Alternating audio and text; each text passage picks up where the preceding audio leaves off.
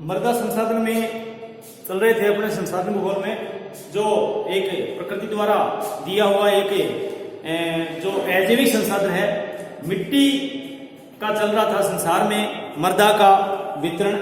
और अपन ने जो फैक्टर पढ़े थे, जो मिट्टी के निर्माण के कारकों को दो वर्गों में बांट करके अध्ययन किया जाता है, जैसे निष्क्रिय और सक्रिय। पिछले वीडियो में अपन ने पढ़ा था जैसे जो पैसिव फैक्टर होते हैं उसमें पैतृक शैलें हैं, उच्चावच है और समय है, और सक्रिय जो होते हैं एक्टिव फैक्टर होते हैं उसमें अपन ने जलवायु, जीवित जो जीव होते हैं उनके बारे में पढ़ा। जैसे पैतृक शैलें क्या होती हैं, सबसे पहले जो प्रधान शैलें होती हैं पैतृक शैलें वो क्या होती हैं। मृदा के अंतर्गत जो पैतृक शैलें हैं जिसको बोलते हैं अपने पैतृक शैलें, पैतृक शैलें यानी कि प्रधान शैलें होती हैं पैतृक शैलें। पैतृक पदार्थ या शैलों की भौतिक रचना, पैतृक पदार्थ या शैलों की भौतिक रचना जो मिट्टी के वातन और निक्षालन, मिट्टी के वातन और निक्षालन दर यानी कि लीचिंग रेट बोलते हैं इसको। लीचिंग क्या होती है? लीचिंग की प्रक्रिया जो होती है, निक्षालन की प्रक्रिया। वर्षा का पानी धरातल पर गिरता है, वर्षा का पानी धरातल पर गिरता है और धरातल पर गिरने के बाद में जो घुलनशील पदार्थ हैं जो पानी में घुल करके जो एक प्रकार के जो अपने मृदा को उर्वरकता बनाए रखने की शक्ति रखते हैं, वो जो पदार्थ हैं वो घुल करके महीन पदार्थ वो नीचे चले जाते हैं, मोटे कण ऊपर बच जाते हैं। इस क्रिया को निक्षालन की क्रिया कहा जाता है। यह क्रिया सामान्यतः विशेष करके जो अधिक वर्षा वाले क्षेत्रों में ज्यादा होती है, जहां पर वर्षा अधिक होती है वहां यह क्रिया ज्यादा होती है। निक्षालन की क्रिया जहां अधिवर्षा होती है, अधिवर्षा वाले क्षेत्रों में ज्यादा होती है। और मिट्टी की जो उर्वरा शक्ति है उसको बनाए रखने के लिए, उसको जो मिट्टी की उर्वरा शक्ति को बनाए रखने के लिए विभिन्न प्रकार की जो उसमें रासायनिक कण होते हैं वो सारे के सारे घुल करके नीचे चले जाते हैं। कहने का मतलब है कि निक्षालन दर और उसका गठन, जिसको बोलते हैं अपने जिसका गठन अपना एक शब्द है जिसको बोलते हैं मिट्टी का संगठन, मिट्टी का संगठन उनको भी ये प्रभावित करती है, जबकि उनकी रासायनिक संगठन मिट्टी की रासायनिक विशेषताओं को प्रभावित करता है। पैतृक शैलों में ये निष्क्रिय कारकों में आता है मृदा संसाधन, जो संसाधन भूगोल का एक प्रमुख रूप से जो एक प्रकार का प्रकृति का दिया हुआ उपाय है, जो मानव की सभ्यता सारी टिकी हुई है। और विशेष करके जो कृषि उपज है, कृषि उपज और खाद्यान्न जितने भी चीज है, यानी कि जीवन, जो किसी भी जीव का जीवन मृदा पर टिका हुआ है, मृदा के द्वारा मृदा में जन्मता है और मृदा में विलीन होता है। तो मृदा के जो निष्क्रिय कारक हैं उसमें पैतृक शैलें अपने पढ़ने। पैतृक पदार्थ या शैलों की भौतिक रचना मिट्टी के एक जिसको बोलते हैं, जिसको मिट्टी के वातन शब्द आता है, एक वातन। मिट्टी का वातन का मतलब जैसे एरोशन बोलते हैं, एरोशन और निक्षालन दर, लीचिंग रेट बोलते हैं इसको, तथा उनके गठन को भी प्रभावित करती है। जबकि उनकी रासायनिक संगठन मिट्टी को, जो रासायनिक संगठन है वो मिट्टी की रासायनिक विविधताओं को प्रभावित करती है। नंबर दूसरा आता है उच्चावच। नंबर दूसरा उच्चावच। अब ये उच्चावच क्या है? धरातल की जो बनावट है वो भी मृदा को प्रभावित करती है, निष्क्रिय कारक बनाता है। उच्चावच यानी कि स्थल रूप, जो ढाल होता है, स्थल का जो रूप होता है, जो ढाल होती है विशेष प्रकार की, वो भी मृदा को प्रभावित करती है। जैसे तीव्र ढाल में मृदा कट करके और बह करके चली जाती है, और विशेष करके जो तीव्र ढाल वाले क्षेत्र में मृदा कट करके और बह करके चली जाती है। और जैसे ढाल तथा उनका विन्यास के माध्यम से मिट्टी के निर्माण प्रभावित करते हैं और तीव्र ढाल वाले मिट्टियों का पूर्ण विकास संभव नहीं होता है, क्योंकि गुरुत्व तथा अपरदन के प्रक्रमों द्वारा पदार्थ का रूपांतरण हो जाता है, पदार्थ का स्थानांतरण हो जाता है, पदार्थ का स्थानांतरण हो जाता है। कहने का मतलब इसके विपरीत जो समतल भूमि पर मिट्टी का अपवहन जिसको बोलते हैं, वो जिसको एक स्थान से दूसरे स्थान पर चले जाना जिसको बोलते हैं, वो नहीं होता है, वो नहीं हो पाता है। जहां तक विन्यास का प्रश्न है, उत्तरी गोलार्ध में जहां तक विन्यास का प्रश्न है, उत्तरी गोलार्ध में पर्वतों के दक्षिणी ढाल, उत्तरी गोलार्ध में पर्वतों के दक्षिणी ढाल उत्तरी ढालों की अपेक्षा, पर्वतों के जो दक्षिणी ढाल है वो उत्तरी ढालों की अपेक्षा अधिक गर्म होते हैं, अधिक गर्म होते हैं। कहने का मतलब अतः वहां पर हिम शीघ्रता से पिघलती है, जो ज्यादा गर्म होगी तो हिम शीघ्रता से पिघल जाएगी तथा वाष्पीकरण तीव्र गति से होता है, जिससे मिट्टी में नमी की मात्रा भी कम हो जाती है। ये उच्चावच दूसरा जो मिट्टी के निर्माण के कारकों में, निष्क्रिय कारक में प्रधान शैले, पैतृक शैले और उच्चावच अपने उच्चावच के बारे में पढ़ रहे थे कि किस प्रकार से निष्क्रिय कारक अपने प्रभावित करते हैं। तो कहने का मतलब है कि स्थल रूप, ढाल तथा विन्यास के माध्यम से मिट्टी के निर्माण को भी प्रभावित करते हैं। तीव्र ढालों पर मिट्टी का पूर्ण विकास संभव नहीं हो पाता है, संभव नहीं होता है, क्योंकि गुरुत्व तथा अपवहन जो अपरदन जिसको बोलते हैं, अपरदन जिसको बोलते हैं अपने प्रक्रम में, कटाव मिट्टी को काट करके, चाहे वो बहता हुआ जल हो और चाहे उड़ती हुई हवा हो, वो अपरदन कारक होते हैं। तो अपरदन प्रक्रमों द्वारा पदार्थों का स्थानांतरण हो जाता है, स्थानांतरण हो पाता है। इसके विपरीत समतल भूमि पर मिट्टी का अपवहन नहीं हो पाता, एक स्थान से दूसरे स्थान पर मिट्टी चल जाकर नहीं जा सकती। तो जहां तक विन्यास का सवाल है, उत्तरी गोलार्ध में पर्वतों के दक्षिणी ढाल, उत्तरी गोलार्ध है, वो जो पर्वत है वहां के, उसके उत्तरी गोलार्ध में पर्वतों के जो दक्षिणी ढाल हैं और उत्तरी ढालों की अपेक्षा, दक्षिणी ढाल है वो उत्तरी ढालों की अपेक्षा अधिक गर्म रहते हैं। तो अधिक गर्म रहेंगे तो वहां पर बर्फ जल्दी पिघल जाएगी, तो बर्फ है वहां पर जो हिम है, जैसे ग्लेशियर है, और बर्फ वहां पर जो हिम है वह शीघ्रता से पिघल जाती है और वाष्पीकरण भी तीव्र गति से होता है, जिससे मिट्टी में नमी की मात्रा भी कम हो जाती है। अब तीसरा आता है समय, यानी ये पहला पैतृक, उच्चावच दूसरा, और तीसरा अपने निष्क्रिय में जो आता है वो समय, टाइम, ये सबसे महत्वपूर्ण है। पैतृक पदार्थ बहुत ही धीमी दर से मिट्टी में रूपांतरित होता है। कहने का मतलब है कि पैतृक पदार्थ है वो बहुत ही धीमी दर से मिट्टी में रूपांतरित होता है, और जो परिपक्व मिट्टियां हैं, जो मैच्योर हो चुकी हैं, परिपक्व मिट्टियां जो बदलने में जो अपने जो हजारों वर्ष से लग जाते हैं। कहने का मतलब है कि पैतृक पदार्थ बहुत धीमी दर से मिट्टी में रूपांतरित होता है। जो ये पैतृक पदार्थ है, पैतृक शैल है, उसका मिट्टी में रूपांतरित होना, उसकी दर है वो बहुत ही धीमी गति होती है। और परिपक्व मिट्टियां जो पूर्ण रूप से मिट्टी तैयार हो जाती है, उसको बनने में, जो परिपक्व होने में, मिट्टी का निर्माण होने में हजारों वर्ष लगते हैं। कहने का मतलब है कि 1 फुट मिट्टी, मोटी जो मिट्टी की परत है वो बनने में एक लगभग अनुमानतः 10,000 वर्ष, कितने 10,000 वर्ष का समय लगता है। अर्थात समय इसमें सबसे इंपॉर्टेंट है।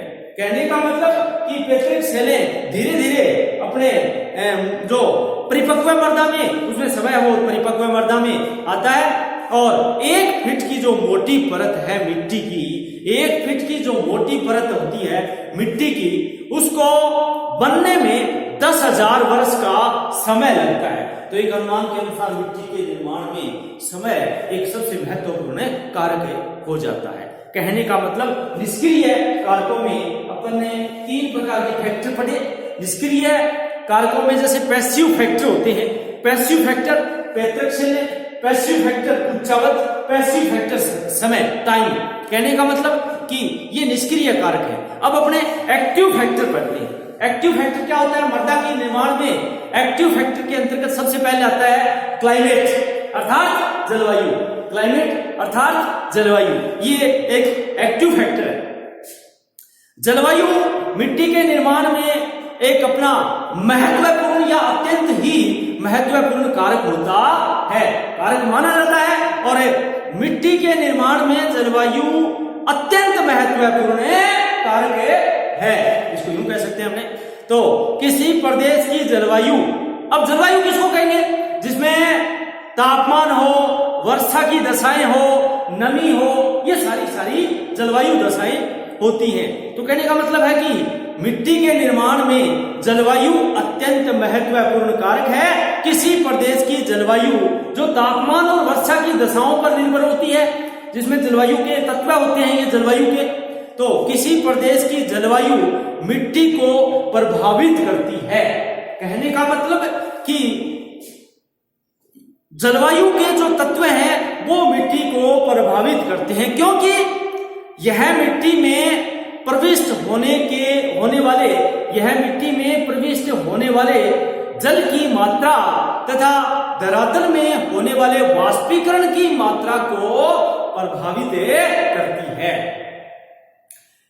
थोड़ा सा गौर से देखें तो ये जो कारक है, जो जलवायु वाला, वो अत्यंत महत्वपूर्ण कारक है और किसी भी प्रदेश की जलवायु मिट्टी को प्रभावित करती है, क्योंकि यह मिट्टी में प्रविष्ट होने वाले जल की मात्रा तथा धरातल में होने वाले वाष्पीकरण की मात्रा को प्रभावित करती है। सूक्ष्म जलवायु अर्थात माइक्रो क्लाइमेट, सूक्ष्म जलवायु कहने का मतलब माइक्रो क्लाइमेट मिट्टी के तापमान, रासायनिक तथा सूक्ष्म जैविक क्रिया एवं पौधों के विकास को भी प्रभावित करती है। कहने का मतलब कि जलवायु फैक्टर पढ़ रहे अपने सक्रिय कारकों में, ध्यान देते हैं सक्रिय कारक, और पहला है जलवायु, क्लाइमेट, जलवायु यानी मिट्टी के निर्माण में जलवायु एक अत्यंत महत्वपूर्ण कारक है। किसी प्रदेश की जलवायु मिट्टी को प्रभावित करती है, क्योंकि यह मिट्टी में प्रविष्ट होने वाले जो जल की मात्रा तथा धरातल में होने वाले वाष्पीकरण की मात्रा को भी प्रभावित करती है। कहने का मतलब सूक्ष्म जलवायु माइक्रो क्लाइमेट जिसको बोलते हैं, माइक्रो क्लाइमेट जो मिट्टी के तापमान, रासायनिक तथा सूक्ष्म जैविक क्रिया एवं पौधों के विकास को भी प्रभावित करती है। नंबर 2 पर आता है जीवीय जीव। जीवीय जीव, जीवीय जीव, जीवीय जीव अर्थात जो लिविंग अपने ऑर्गेनिक बोलते हैं, अपने जीवीय जीव जिसको बोलते हैं। मृदा जनन में जीवित जीवों की महत्वपूर्ण भूमिका होती है। यानी मृदा जनन में जीवित जीवों की महत्वपूर्ण भूमिका होती है, क्योंकि ये भौतिकीय रासायनिक प्रक्रमों को त्वरित तथा संशोधित करते रहते हैं। जैसे मोस आदि से निकलने वाले हल्के अम्लीय जो मांस होता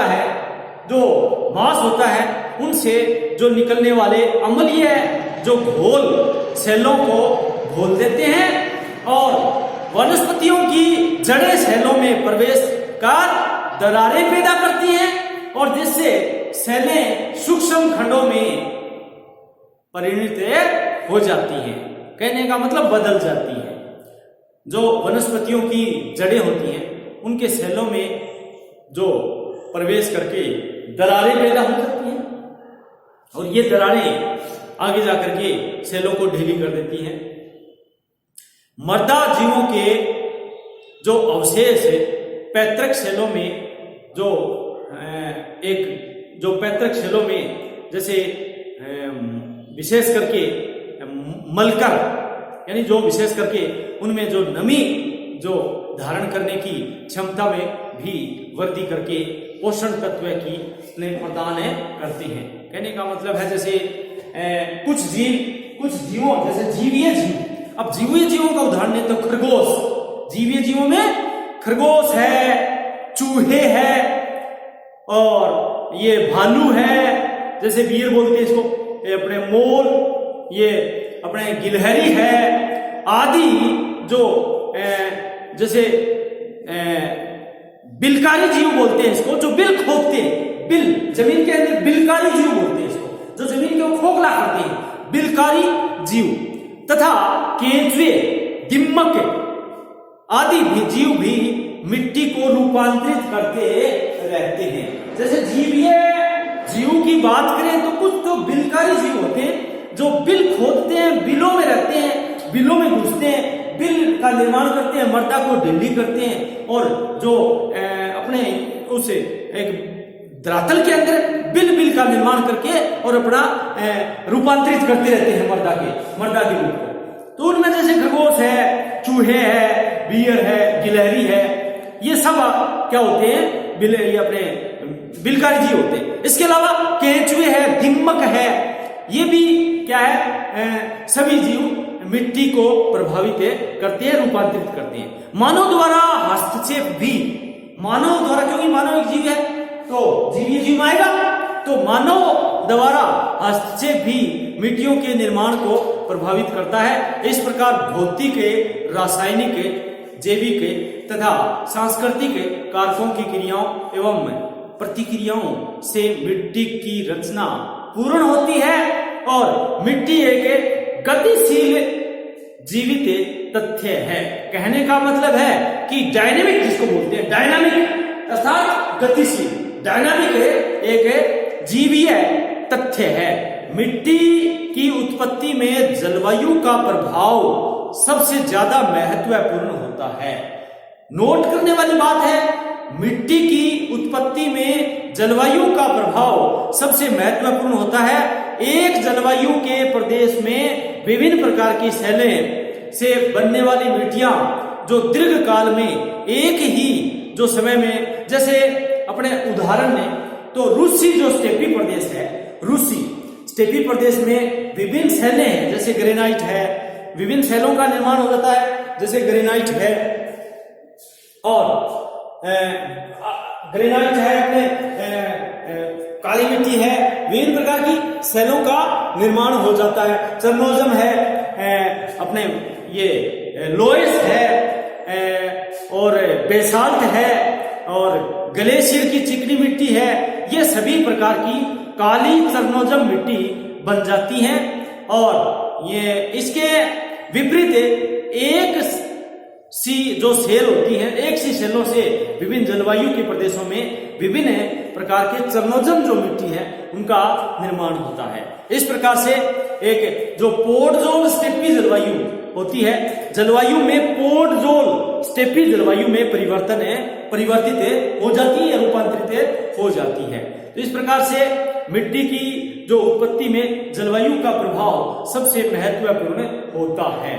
अब आते हैं मिट्टी के गुणों में। मिट्टी के गुण यानी कहने का मतलब है कि मिट्टी में कुछ गुण होते हैं। मिट्टी की उर्वरा उसका सबसे बड़ा गुण है, यानी मिट्टी की उर्वरकता, जिसको बोलते हैं उर्वरकता, ये मिट्टी की सबसे बड़ी, एक सबसे बड़ा इसको गुण मानते हैं। मिट्टी की उर्वरकता उसका सबसे बड़ा गुण है, जो उसके मृत पदार्थ के रासायनिक भौतिक, उसके मृत पदार्थ के रासायनिक भौतिक गुणों पर निर्भर करती है, रासायनिक भौतिक गुणों पर निर्भर करती है। मिट्टी के कुछ प्रमुख गुण जो अपने भौतिक गुण कह सकते हैं। मिट्टी के यदि कुछ देखें तो प्रमुख गुण होते हैं, जो भौतिक गुण होते हैं उनमें जैसे सबसे पहले आता है मिट्टी का गठन। एक बोलते हैं अपने जिसको बोलते हैं गठन, अर्थात इसका अभिप्राय मिट्टी के कणों के आकार से है। गठन का मतलब है मिट्टी के कणों के आकार से है, जिसके अनुसार मिट्टी बजरी, जिसको अपने ग्रावेल बोलते हैं बजरी, रेत सैंड बोलते हैं, ग्रावेल सैंड यानी बजरी रेत, सिल्ट दोमट जिसको लोमी मिट्टी बोलते हैं अपने, दोमट तथा चिकनी होती है। यानी कहने का मतलब है उसके कणों का जो आकार है, जैसे बजरी का आकार होता है, रेत के आकार होता है और सिल्ट का आकार होता है, दोमट मिट्टी और चिकनी मिट्टी का आकार होता है, तो उसके आकार से है गठन का मतलब। फिर आता है संरचना, गुणों में दूसरा भाग आता है स्ट्रक्चर, संरचना। अब इसका अभिप्राय क्या होता है?